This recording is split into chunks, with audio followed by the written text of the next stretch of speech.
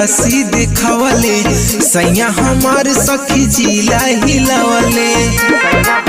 ए सखी सारनाथ से हमके काशी दिखावले सैया हमार सखी जिला हिलावले। टमाटर चाट खैली सखी थोड़े थोड़े से, सखी थोड़े थोड़े से।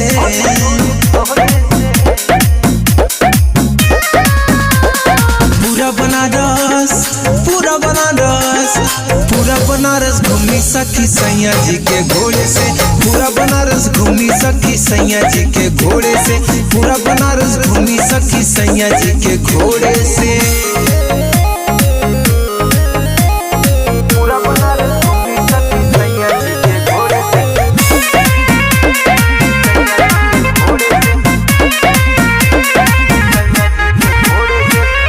गोदौलिया लंका गईनी काल भैरव मंदिर हो।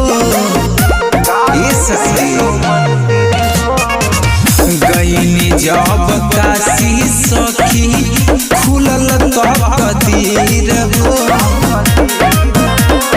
दूगो हम नारियल फोड़ली सखी जोड़े जोड़े से, सखी जोड़े जोड़े से। पूरा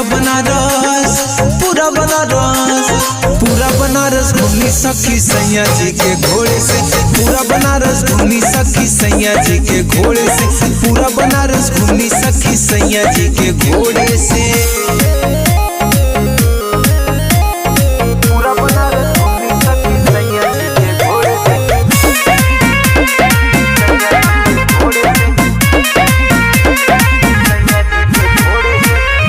बनारस के साड़ी सखी ले ली हम 4 गो।